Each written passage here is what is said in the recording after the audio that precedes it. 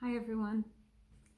Let's wait. It's almost time for us to start. We start at 6:15, so we still have 1 minute. And I'll wait for someone to hop in so we can start.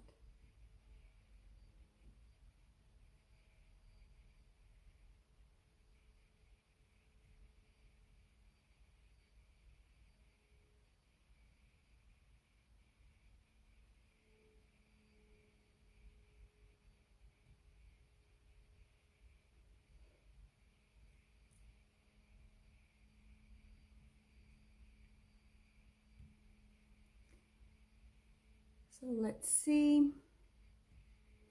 Let's wait just 1 more minute.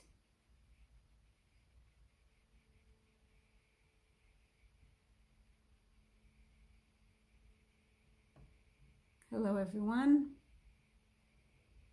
I hope everyone is well today. I'm in Melbourne and it's quite chilly here today. So I think it's time we can begin.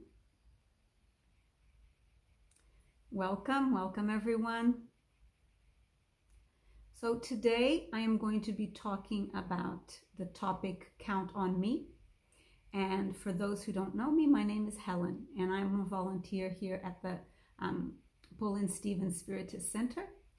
And we are going to discuss this very interesting topic. And before we start with our concentration and elevating our thoughts towards our mentors, I'm going to ask a question so it can stay in the back of our minds while we concentrate and then while we explore the topic. So what comes to your mind when you read or when you see this expression, count on me? Who is counting on who or what? Okay, so we're just going to keep that in the back of our mind. What is it that comes to your mind when you listen to this expression or this sentence, count on me? Okay, so hold that thought, keep that in the back of your mind, and let's start by calming our minds and gathering our thoughts so we can make the most of our conversation here today. All right, so let's close our eyes or keep them open if it's more comfortable. And let's connect with our spiritual guide and also the spiritual mentors of the Paul and Stephen Spiritist Center. And as we elevate our thoughts to the higher realms and the higher spirits, let's connect with all the vibrations of love and harmony and peace. And we ask these higher spirits to assist us today in developing this topic and comprehending the best way possible how that applies to our daily lives and how we can use this information to truly transform ourselves into a better version of what we are. So we thank our mentors and our guides, and we ask them to be with us. So be it. So thank you everyone for this moment. And today I'm going to be basing this topic on this book, Heaven and Hell, which is according to the Spiritist philosophy, okay? So what is this book, for those who don't know? This book, and I'm going to read the first page here. I'll read exactly what it says. So this book is about the justice, the divine justice according to the Spiritist philosophy, okay? And it's a comparative examination of philosophies that concern the passage from corporeal life to spiritual life. What happens in the future, in the next life? Is there punishment? Is there reward? Anything concerning suffering? And after that, so part 1, that's what this book is about. It's revisiting what usual philosophies belief about life after death and the influences of what we do here and how it reflects after death. But the second part is a very, very interesting part, which the Alan Kardec's team, they got to interview spirits. So they evoked spirits that had already left their bodies here on earth. And they would ask, they knew how they lived here, and they would ask how was their life in the spiritual world. So it is truly worth reading. And we are going to read this part 2, and it's chapter 2, and it's about the Countess Paula. I'm also using the Spirits book. And the Spirits book, I like to say, it's the most important interview of all times. That's not a term that I developed. I heard that, but I thought that was perfect. So what if we could ask questions to people who had already departed? And that's exactly what Allan Kardec did. So he interviewed tons of spirits, and he discovered that similar to our planet, where we have people that are more developed, more knowledgeable, and people that are less developed and less knowledgeable, in the spirits world, it was similar. So he selected the highest order spirits, the ones who seemed to be the more wise, and he compiled the answers into this book. So this book is a guide to ethical living, and we're going to see why that is. So these are the 2 books that I'm using today for our study. So let's go back to our question. What do you understand, or what comes to your mind when you hear "count on me"? So is somebody counting on you? Is that a person telling another person, look, it's okay, you can count on me? What is it? Is that what you picture? Would it be something different? So we're going to start, and keep that in mind, that's going to be there in your mind, with question 132 from the Spirits book. To me, this is one of the most important questions that Kardec asked the spirits because of the consequences it has to our daily lives. And in 132, Kardec and his team obviously asked the higher spirits, what is the purpose of incarnation of spirits? Why? Why do we come here? What's the purpose of this all? And the spirits answer that the purpose is leading spirits to perfection. And that's what God, which is the primary cause of all things, that's the plan, that we incarnate and reincarnate to go towards perfection. But listen to the second part. Incarnation has a further objective, and that's in the same question, which is, listen to this, to place spirits in situations where they can do their share in the work of creation. Look at the choice of words. So one objective is to develop and progress, and the other is that the spirits, us, are put in situations where we can contribute to creation. So we can co-create. So we can contribute to this planet. And this is a cycle, and that's what the spirits say. So as you contribute, because you're placed in situations where you're going to learn, sometimes you don't know how to do what you're supposed to do. So you're going to grow as a spirit. And as you grow, you can contribute more and more. Okay? So with this in mind, we're going to look at part 2 of this book and the interview or the session with Countess Paula. So Countess Paula was born into wealth, and she was born, she died in 1856 at the age of 36. 1851 at the age of 36. So she was born in the early 1800s. She was born into a wealthy family. she married a wealthy man, a count, and she had many different social obligations for her role at that time. And the person who evoked the spirit was her uncle, because he knew her, and they didn't understand why she died so young at the age of 36. And they wanted to know how she was doing in the spiritual world. And there's always been some confusion into if a person who is born into wealth, never had to work, if that has a negative influence when they lose their physical body. And we're going to see what happened with the countess. So her uncle told the team that the countess was a lovely woman. She was not only extremely beautiful, she was kind, she was very, very thoughtful towards other people.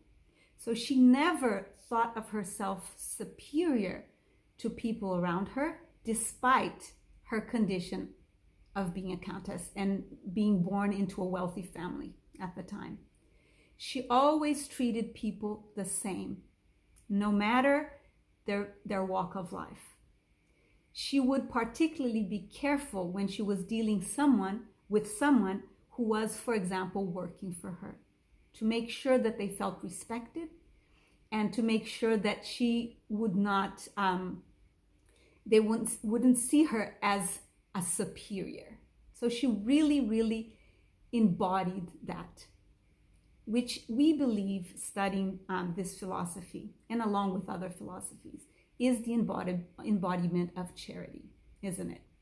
So she actually lived that. And she did something else.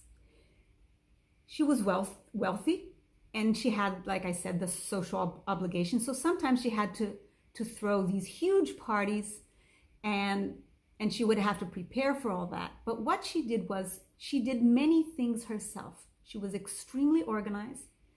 She would pay attention to everything. She would do things herself so she could save some of the money, and that money she would use to find people in need and to help them. And she would do that very, very silently. Almost nobody knew what she was doing. And she would find these people that needed help, and she would help them with this money that she saved from herself doing things that maybe in other families that lived a similar social circumstance, they would pay for someone to do that. So there was no waste. She would do everything to save. She would really value what she had. And still, she presented, she did everything that she was required in her social role that she had. So that's why when she passed, everyone was extremely sad. Now, 12 years after she passed, that's when Kardec, his team, and her uncle evoked her in a medium session so they could have a conversation with her, hopefully, to see how she was doing. And she came, and they asked if she was happy. And she said that she was very, very happy. And she explained to them that the reason why she was happy was because she actually succeeded one of the most difficult trials of all, which is to never have anything to complain about in life, like anything major. So she had beauty, she had wealth, she had people that loved her around her, and she managed to, even having all this comfort, remember of those who were less fortunate than her. So she said that was an achievement for her, and she was in a better place than earth. She said that in the place where she was, people were loving, and people were solidary, and they were respectful and thoughtful to one another. But she said that people were mistaken to think that this is heaven, in the sense that it is a feeling of being in heaven. However, it was not something static. It wasn't that she just sat there and didn't do anything. She said that everyone there works, with the advantage that people don't feel fatigue. How wonderful is that? So they could work and contribute, and they wouldn't feel fatigue. So if we look at the objective of reincarnation as the spirits responded to Kardec, she did that. So she applied her knowledge during her last incarnation to co-create a better world. How? By doing her best to treat others with respect and to embody what charity truly meant.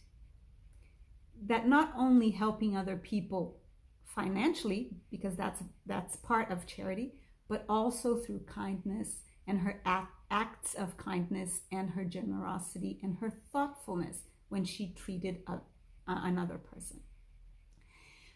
So she really succeeded because of that. And she starts describing the place that she is. She said, the grandest galas that I went on earth in my last life, where people were wearing jewelry and it was incredibly shiny, paled in comparison to an assembly of higher spirits where the light that comes from their beams would probably blind us. So she said there's no comparison of the most beautiful parties that we have here compared to the reunion or to the meeting of spirits, of higher spirits in the spiritual world.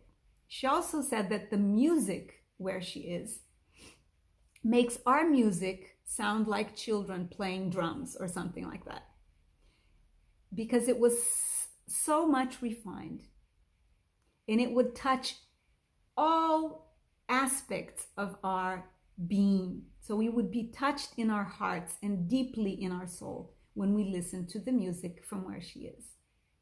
And probably, this is just a comment I'm making, our greatest composers had a glimpse of that and tried to translate that with the instruments that we have here, isn't it? I think so. So she also said that they work a lot, like I mentioned before, and they don't feel fatigued. But the kind of work that they do is a higher level of work than what we're doing here. So she said that right now, and I'm even going to quote here and read a little piece. She says, this was written, remember, before 1865. So Heaven and Hell was published the first time in 1865. So she said this before 1865. Look what she says. At the present, Earth is our main concern. And I'll tell you why. Look, what activity among spirits? So they were very busy, like she said, because Earth was their main concern. What a multitude of spirits rushing towards the Earth to take part in its transformation. So if we think that our planet is transforming now, we are mistaken. We are transforming now. But this transformation started 100 years or more, probably 200 years ago almost, isn't it? So she continues by saying, they are like a legion of workers occupied by clearing a forest under the command of an experienced foreman. And then she says this, the earth must be regenerated within a certain time. The designs of providence must be accomplished. So I don't know if there's anyone watching this or that will watch this that manages projects here on earth. say a construction of a building, or even a IT project, or any other project which requires the management of several different people. Can you imagine managing a project that the main purpose is to shift 8 billion peoples incarnated, plus they say it's triple or 6 times the time of disembodied spirit. Rodrigo says that research project, yes. So Rodrigo, you can kind of relate. So think, 8 billion incarnated people plus all the disembodied spirits that live on Earth in different dimensions, to shift everyone's mentality towards the divine laws, or towards applying the divine laws. So you can imagine how these spirits are working. Since, at least here, the Countess, she was working since 1856, or earlier. Okay? And what she says is that, like on Earth, we go from city to city, isn't it, when we're conducting a project? They go from worlds to worlds to get assistance, to get expertise, and come back. And she said something very, very interesting, and I'm going to read it because, I don't want to forget. She said that each spirit has its mission to fulfill. Wards to protect, so people to protect, friends to visit on Earth, process of nature to oversee. Isn't that interesting? So the spirits are overlooking processes of nature, what's happening, and suffering souls to console. So all the spirits are around us to support us through this period of transition, and are working diligently, like she said, because the designs of the providence must be accomplished in a certain time frame, and they are working towards that. Isn't that beautiful? So we can see, if we look back at question 132, that the spirits are always co-creating, and we were always co-creating as soon as we had free will. We're co-creating in different levels of creation. So if we look at our initial topic, count on me, if we look at the Countess Paula, who could definitely count on the Countess? The Countess. Well, we know for sure that the people she cared about could count on her, but we also know that the divine providence could count on her. So when we say count on me to a person next to us, what we're really saying is count on me to the divine providence. Because of the golden rule that says that love thy neighbor as thyself and love God above all things, we can bring that to this specific situation. Because when somebody counts on us, it's charity, which equals to love in action. We know that charity is love put into action. So when we say to somebody, count on me, or even if we don't say, because the Countess didn't say anything, she just acted. She was living charity, and which is love in action. So it seems like it was only the people she was helping that was counting on her. But when we see what she was doing after she lost her body here on Earth, she was actually all the time assisting the Creator. And so are we, even if we're not aware. And another aspect of this, because for her not to fail in her last incarnation, which she said is a very difficult trial, to have a comfortable life, because you might derail, you might get a little bit lost, you might get caught in all that wonderful thing that wealth gives you, which is fine, but as long as you remember truly what we're here to do and put to good use whatever resource comes to your hand. And that's what she did. So she could count on herself. And if you continue this story, she reflects, because she says, don't think that I'm an exception, that I was born and that was luck. She said, no. In previous incarnations, I asked God, I asked the divine providence to be born into poverty, to be born to struggle. So I was born into poverty before I was born in this life into wealth, because she wanted to learn how to value everything. So for 2 or more incarnations before this last incarnation where she was a countess, she really was in the working class, as they would say at that time. And she suffered hunger, and she had to work, and she had to go through difficult situations. And she says that built her character in a way that when she was born into wealth, she knew how to value what she had, and at the same time share resources to help people that were suffering. She said that she could clearly see that because she didn't have to work, she could understand that people who had to work needed support.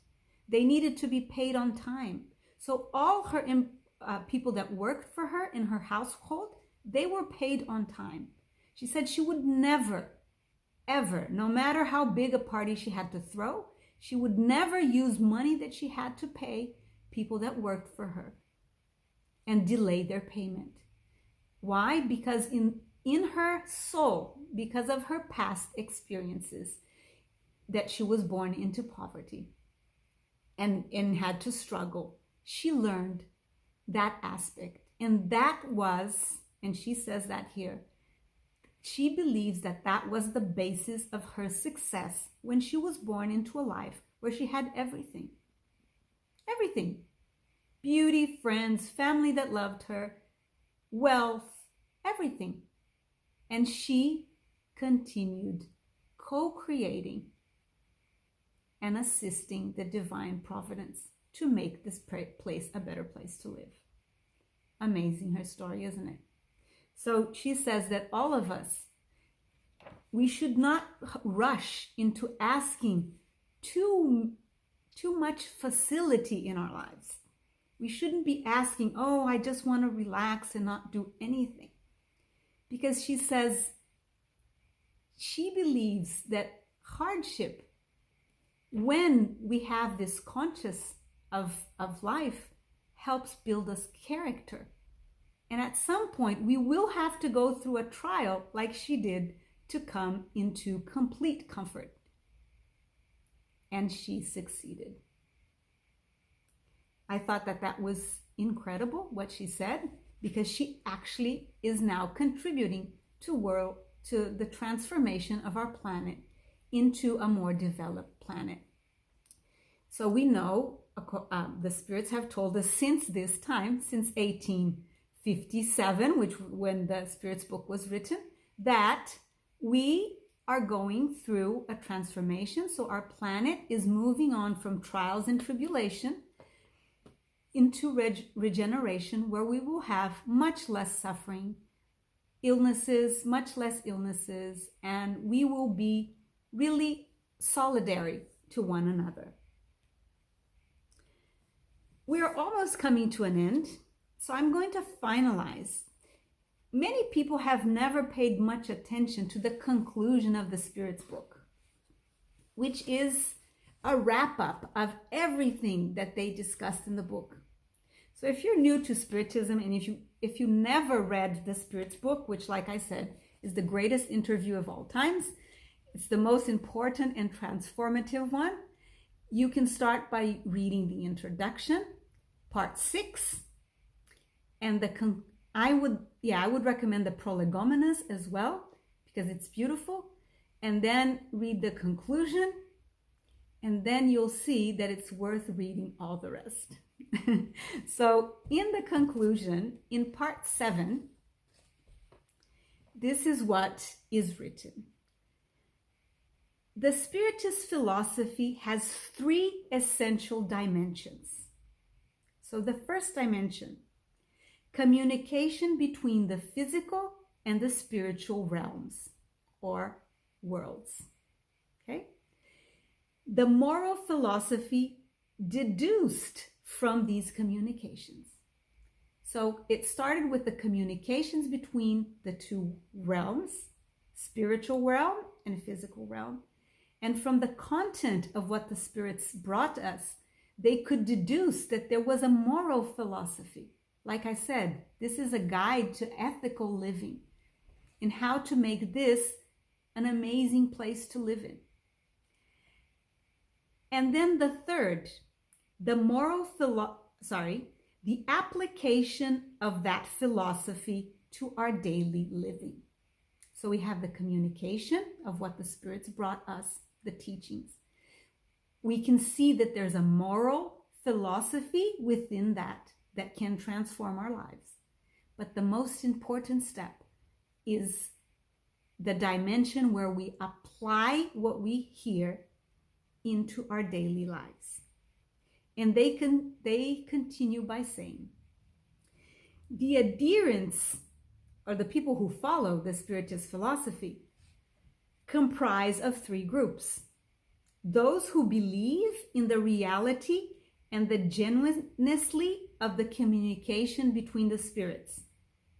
And they focus to that scientific aspect, and they start researching, and that's where they focus on. That's a group of people, when they find the Spiritist philosophy, they focus on that. They said that there's a second group of those who understand the doctrine's philosophical and moral structure. So they understand the divine laws, they understand everything.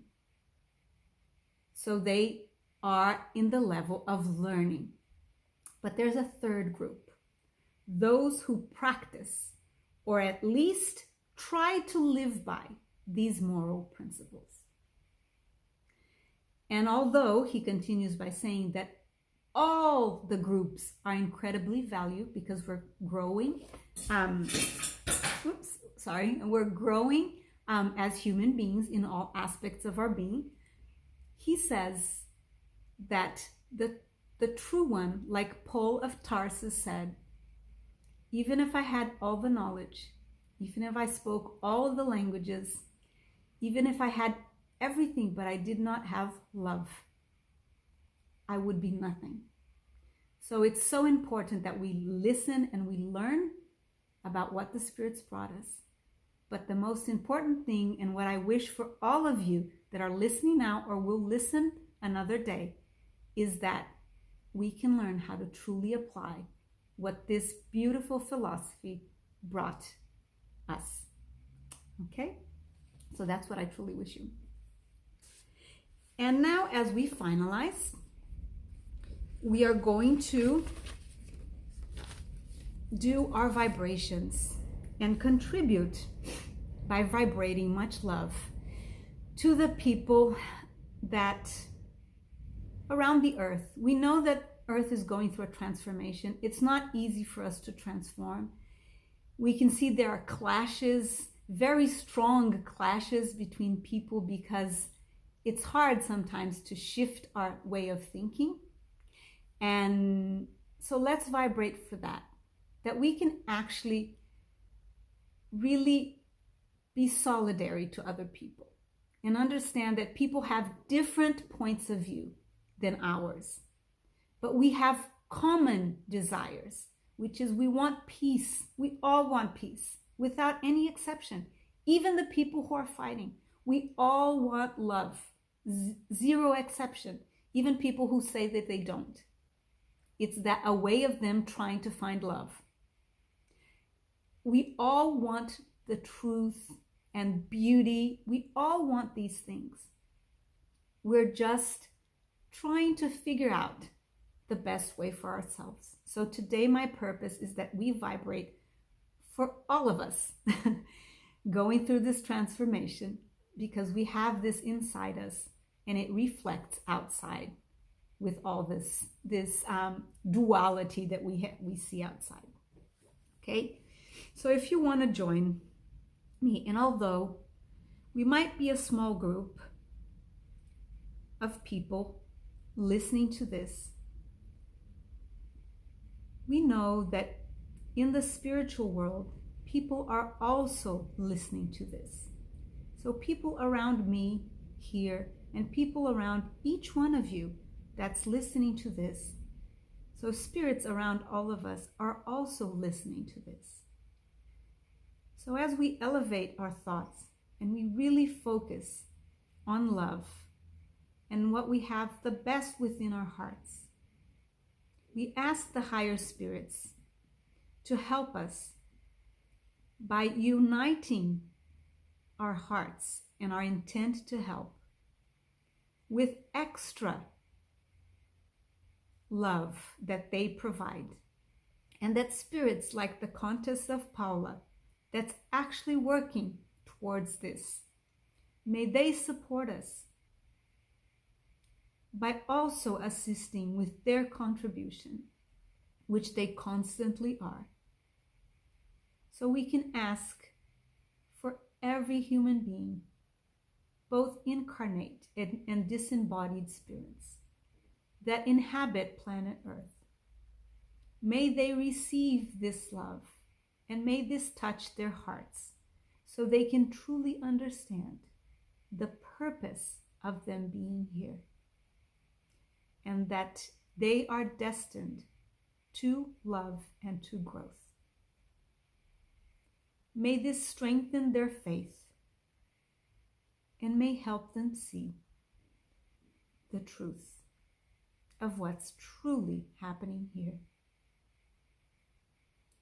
We thank all the spirits that are constantly supporting us.